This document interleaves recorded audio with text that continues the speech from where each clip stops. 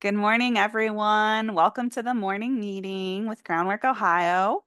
We're really excited about our guest today. I'll introduce her momentarily, but while we are letting folks in from the waiting room, I'm just going to give a really quick update. Our team is all logging in despite getting back from DC at midnight last night. So thanks to them for pounding the pavement in Congress, advocating for CCDBG and Head Start. I see some of our Head Start partners hopping on today. I'm sure they're a little tired as well this week. It was a big week in DC. Back home here in Ohio at the State House, we also had some of our team participating in the Infant Vitality Advocacy Day on Tuesday. So a big shout out to our friends at First Year Cleveland for a really incredible turnout with Governor DeWine at their reception and tons of legislators coming out to support initiatives that help more babies in Ohio reach their first birthdays. We are also, just one more plug, we'll put it in the chat. We have our Momentum Advocacy Training Institute on October 23rd here in Columbus at the OCLC in Dublin, the same place we've had it the last 2 years. The registration is ticking up and spots are limited. So if you haven't yet registered, please do register today. Our team will put that link in the chat for you. If you have any questions, feel free to reach out. But I don't want to take any more of your time because we have a really wonderful guest today. I'm very excited to introduce Samantha Cadet from 0 to 3, and I'll share a little bit about her background. She is a very experienced policy expert and advocate with experience in the federal government and legislative affairs specifically. She is now the legislative director at 0 to 3. She also has most recently served as the director of federal affairs and appropriations and national coalitions at RAINN, where she played a key role in establishing federal legislative priorities that address issues impacting survivors of sexual assault, harassment, human trafficking, and online exploitation. During her time there, Samantha successfully advocated for funding and legislative measures supporting survivors, including the reauthorization of the National Sexual Assault Hotline after an 11-year lapse. Some incredible, impactful work in your career. Prior to RAINN, Samantha worked at the University of Georgia's Office on Government Relations, and her expertise in legislative advocacy, coalition building, and strategic planning has made her a trusted leader in advancing policies that improve the lives of vulnerable populations, which I know so many of us here today are working to do as well. And we are very excited to learn from her about what is happening in Congress from somebody who's got this extensive federal background. So I'll kick it over to Samantha. Feel free to pop questions in the chat. If something feels time sensitive, I'll pop in. Otherwise, we'll just reserve a little bit of time at the end as we usually do for questions, and this will be recorded and put on our YouTube channel. Thank you so much for being here, Samantha. I'll kick it over to you. Great. Thanks so much, Brittany, for allowing me to talk to everyone. Hello, everyone. I was planning to go over just appropriations because I know that's the big thing. Well, mostly the big thing is terms of the federal government being shut down. But one big reason is, of course, they did not pass the FY26 appropriations bills. And because of that, they wanted to pass continuing resolution, which would fund the government from FY25 levels. And they did not pass that as well. So we are on the second day of the government shutdown. So I was thinking that I can talk a little bit about FY26 appropriations and how some programs that I'm sure everyone here cares about, how they fared out. And then I can talk about really specific programs like infant and early childhood mental health and programs that really impact our youngest population. And then I was going to talk about some ways that I've been seeing that the administration and the federal government is just really trying, although they might allow appropriations to happen, they're actually reducing these programs in other backdoor ways that I think everyone should be aware of. And then we can talk a little bit about shutdown and what we've been hearing, and hopefully I'll be able to give some intel. But honestly, I think I'm in the same boat as everyone else in terms of what's happening. So we'll start with FY26 appropriations. Brittany, if you can pull up the PowerPoint for me. Absolutely. And just as a recap, as Brittany's doing that, so the way the preparation process has fared out, the Senate drafted their bill. So I'm not sure if everyone's aware in terms of how appropriations really worked, but or in terms of the committee assignments, but there's the appropriations committee, and then there is the, oh, if you could, sorry, Display. I'm seeing the notes, if you can display How's it. that? Did it Oh, swap? perfect. So this, in terms of the appropriations committee, there's subcommittees, and there's 12 subcommittees that basically fund different parts of the government. So I'm actually concentrating on the subcommittee that would fund Health and Human Services. So that's the Labor, Health and Human Services, Education, and Related Agency Subcommittee. These are not all the programs that impact children, not by a long shot. There are programs throughout just different subcommittees. But I'm just concentrating on HHS because I think that'd be like the easiest right now. So in terms of some of the programs, we all love this program, Head Start. As you guys know, Head Start provides childcare to low-income families, but it's not only childcare, it also provides early education, health, nutrition, family supports for children as well, particularly prenatal to age 5. And it actually includes mental health supports and health screenings and many things you can think of. So when it comes to Head Start, um, that program actually received a slight increase in the Senate, which was great. And then it also received, I believe, level funding. Trying to correct. Yep, there you go. Level funding in the House as well. So that was actually good news for us because we did hear a lot about the huge cuts to Head Start. We did hear about the ministry actually wanting to eliminate federal investment to Head Start. So we're happy to see that. And then we have Child Care and Development Block Grant. So that particular funding did receive slight increases as well in the Senate. But then also in the House, we saw that it was level funded. And when I say level funded, I mean that it was funded at the same level as last fiscal year, so it didn't receive an increase or decrease. Then we have programs like the Community Mental Health Services Block Grant. And that program, it actually, just as a little bit of background, helps low and moderate income families access childcare. Oh, excuse me, that's Childcare Development Block Grant. Community Health Services Block Grant actually is the principal federal block grant program supporting community-based mental health services within communities. And that's for adults with serious mental illnesses, but also children with serious emotional disturbances. It's a federal program that has funds in all 50 states, including District of Columbia and many U.S. territories, which is actually pretty unique. So with that particular program, it actually received level funding in the Senate and a slight increase in the House. And then we see programs that like the Child Abuse Prevention and Treatment, so CAPTA Act, uh, Child Protective Services state grants. So that program actually received level funding in both the House and Senate. And then we see programs where they actually received a slight decrease in both the House and Senate. And one is the Maternal and Child Health Block Grant Program that provides a lot of health services to children and mothers.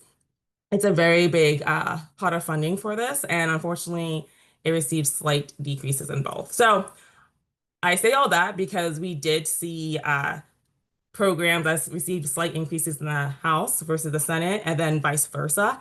I will say overall, the Senate bill was actually drafted in a bipartisan manner. The reason for this is the fact that the Senate bill needed 60 votes in order to pass. So because of that, we actually see a lot of programs faring better in the Senate bill. And here are two prime examples, Healthy Start and preschool development grants. Those programs received level funding in the Senate bill, but then they actually were cut completely in the House bill. And in that one program, I'd be remiss if I didn't mention the infant and early childhood mental health grants.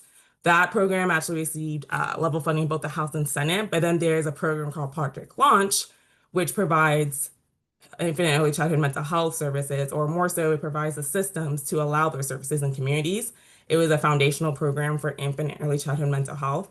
And that program actually was a slightly decreased in the Senate, but eliminated in the House. So I say all this to say that I know for us, although there are some programs that received slight increases in the House FY26 bill, we've been really promoting just more so provide level funding or increases for all the programs, but also really looking at the Senate bill in terms of what we're hoping happens for next fiscal year. Because again, the Senate bill was taught in a bipartisan manner or drafted in a bipartisan manner. Also, just the top line numbers in and of itself fared better for children. So I just wanted to give a quick update in terms of where we were in terms of FY26 appropriations. Right now, they have when I try to talk to members of Congress by FY26, they're like, you know what? Let's concentrate on something else because the federal because the federal government is not being funded. Um, and right now, it seems as if they are really concentrating on trying to figure out a continuing resolution. So before I move on to that snippet, does anyone have any questions in terms of FY26 appropriations? And folks, feel free to pop off mute. I'll ask Samantha just kind of like a Mhm. process question folks might be wondering. Yeah, What is it like as far as how legislative staff on the Hill are working during this shutdown? Are they still responding to advocates and constituents? What can we expect if we call their offices? that's a great question. I will say, I think every office is a bit different. I've had offices say, we only have a skeleton Mm. staff, right? But then I've heard members of Congress say, if you guys aren't essential, then why are you working in my office? All of you guys come in. So I think it honestly depends.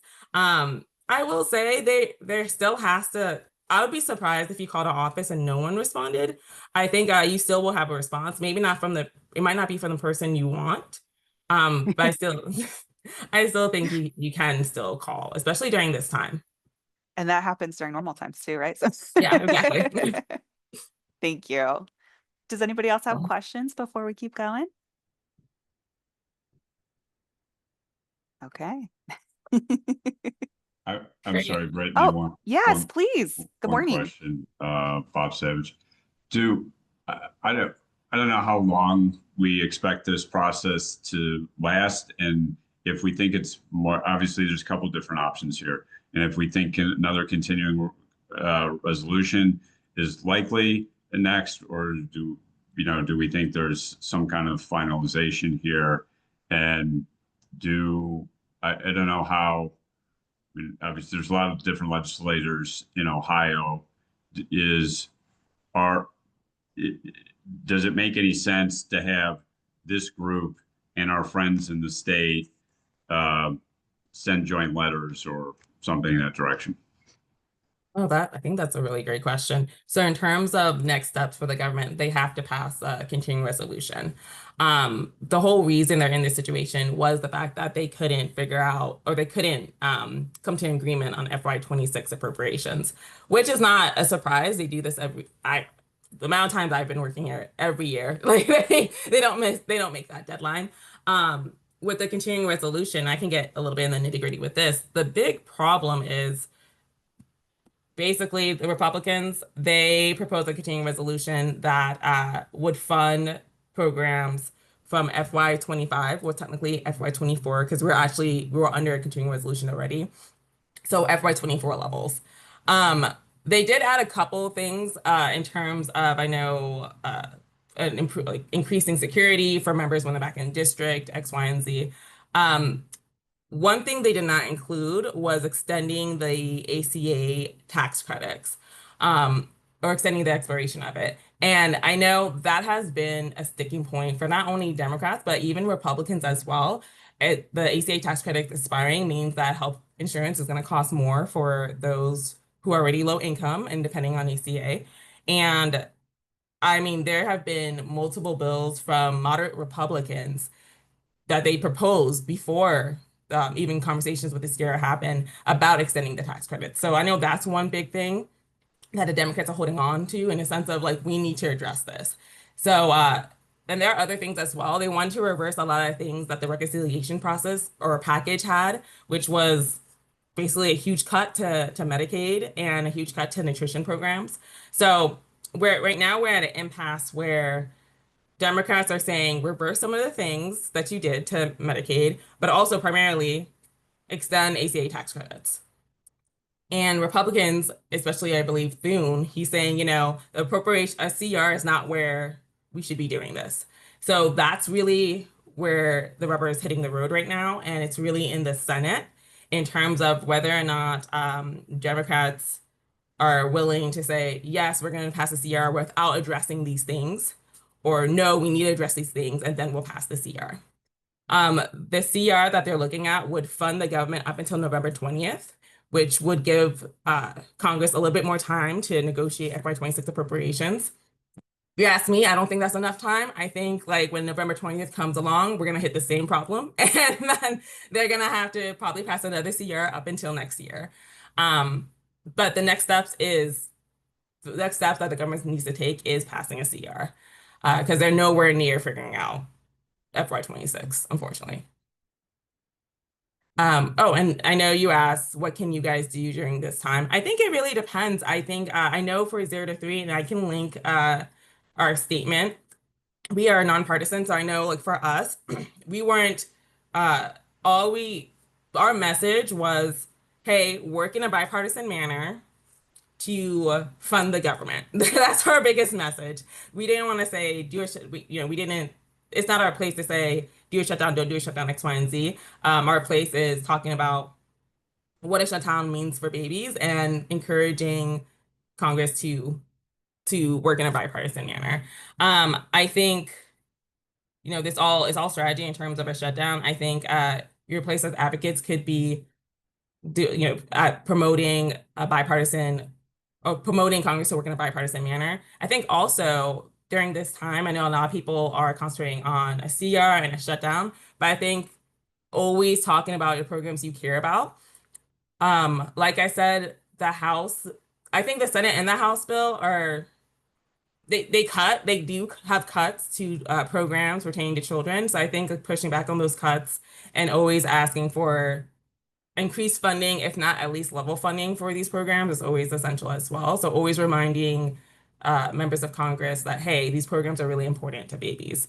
And one program I'm thinking about in particular, like I mentioned before, is Project Launch. As I mentioned, Project Launch is a program created to address the need for early intervention for infants and toddlers when it comes to mental health. So, the way I think about Project Launch, it's a program that was created because a lot of these federal grants were only concentrating on children the big kids basically who have mental health needs. So children experience serious emotional disturbances. It didn't really concentrate on people seeing those signs early and addressing them. So seeing if a child has behavioral issues, addressing it early. If a child experienced trauma, addressing that early rather than later.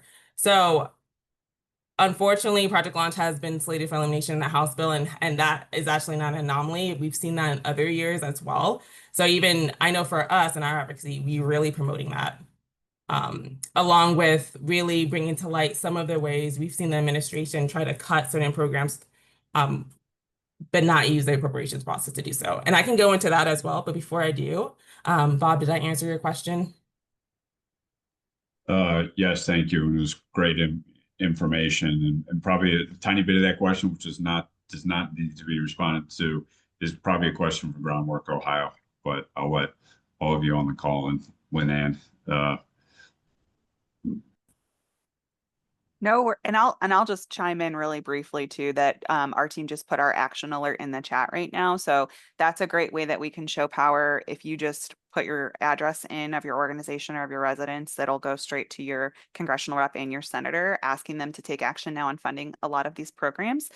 We focus specifically, I think, kind of high level on Child Care Development Block Grant and Head Start, but you can customize the message if you would like to refer to a different program or augment. You can definitely customize the message and add it in there too. So please feel free to click that link. And if you have any trouble, let our team know. Thanks, Samantha. Sorry to pop in on you. Or any other questions before I turn into other ways I've been seeing some of these programs being cut?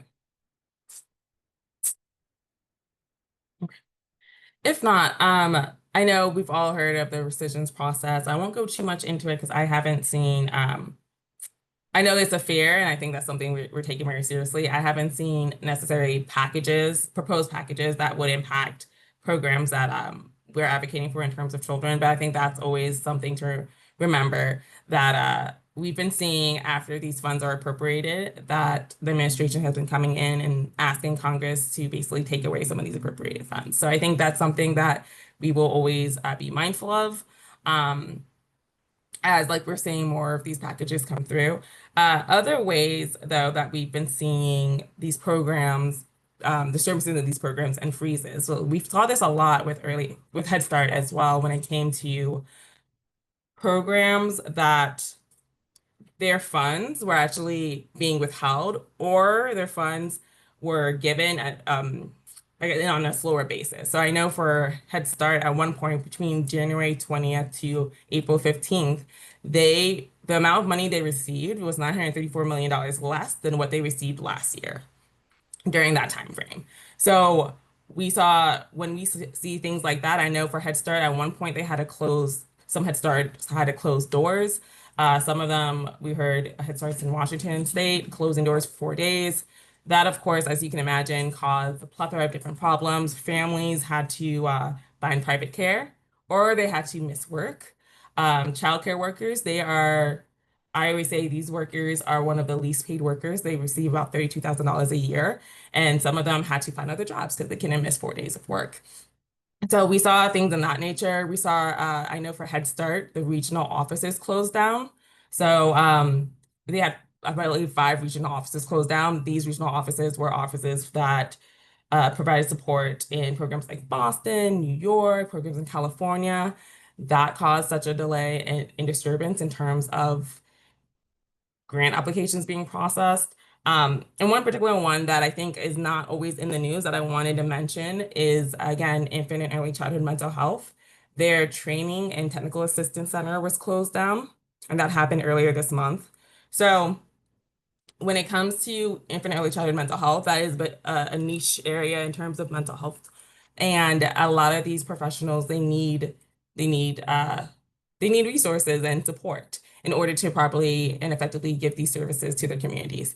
And unfortunately, we saw that the ICMH, so Infant and Early Childhood Mental Health Training and Technical Assistance Center, closing down. And when we saw that, we were concerned because it's not only infant and early childhood mental health grantees accepting this assistance and resource, but also project launch grantees. So that's another way where we see, okay, we see the federal government appropriating funds towards infant and early childhood mental health grantees. If we're successful this fiscal year, they'll get project launch grantees will receive this funding as well. However, their technical and training and assistance center, the center that provides resources and just support to these grantees are being closed down. When we have engaged with administration and they mentioned that more so the TA was being absorbed by another TA, but then the question still begs, okay, so if that's the case, are you providing more funding towards that particular TA center in order to accommodate infant and early childhood mental health grantees? How are you going? What's the plan here? So we're seeing things in that nature in terms of though funding might be appropriated, but there's other backwards way to impact the grantees and the entities that are receiving that funding. So I know for us, we have been really engaging Congress, talking to those who have grantees or have these programs in their district and asking them to ask the administration questions, asking them to be champions for these programs and kids.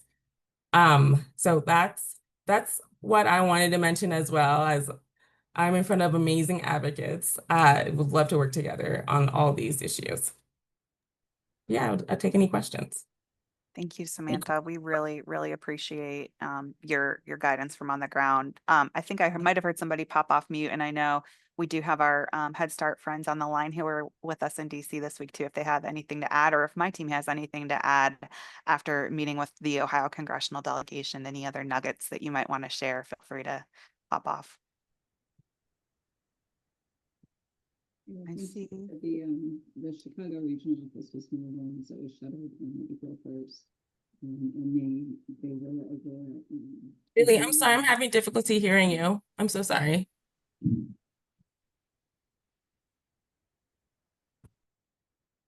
that any better? Oh, amazing. I picked a different microphone. So the Chicago regional office was one of the ones that was shuttered on April 1st, and Ohio was one of the states that was overseen by that office. So it has been really disruptive. There's still been a lot of changes. Very concerned about the shutdown and what kind of impact, because the dedicated civil servants who are there and the contracted staff are operating in a way that just does not feel sustainable. And this will just put further stress on that system. It was great to be with the Groundwork folks in DC this week. I think we did a really great job of really driving home the importance of the federal investment in the state in terms of the Child Care Development Block Grant and the Head Start funding. So we appreciate that opportunity and the relationships we continue to build and with the local offices and the staff and getting their support to make sure that federal investment is protected. So we appreciate it. Thanks, So glad you Julie. did it. That's great. And was there, you said you were on the Hill, so was there a lot of people on the Hill, or did it seem really empty? Yeah, yesterday was just really strange. It was very quiet. Just felt very odd. And I was just sending an email to someone else that it was, you know, as has been typical of this year, it was just so odd that things are so kind of out of sorts, but in some ways everyone's just kind of acting like things are normal. So we didn't have any meetings with staffers that were canceled, but the halls were very, very quiet.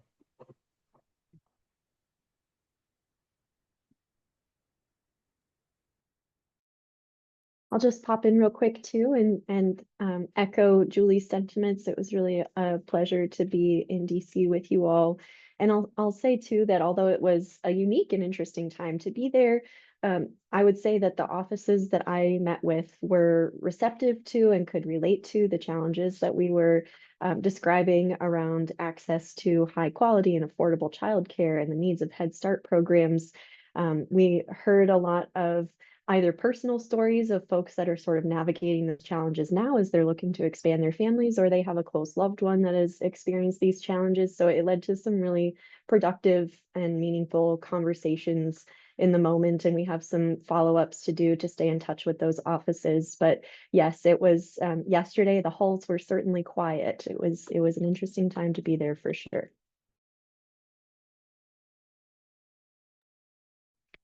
Thank you, Julie and Caitlin, for sharing that. And I'll just encourage folks again to do the action alert if you have a couple seconds while you're on the call today. I think the more they keep hearing from us, the better during this time. Samantha, are there any other questions for Samantha? We have a couple minutes left. I want to make sure we maximize our time with Samantha here.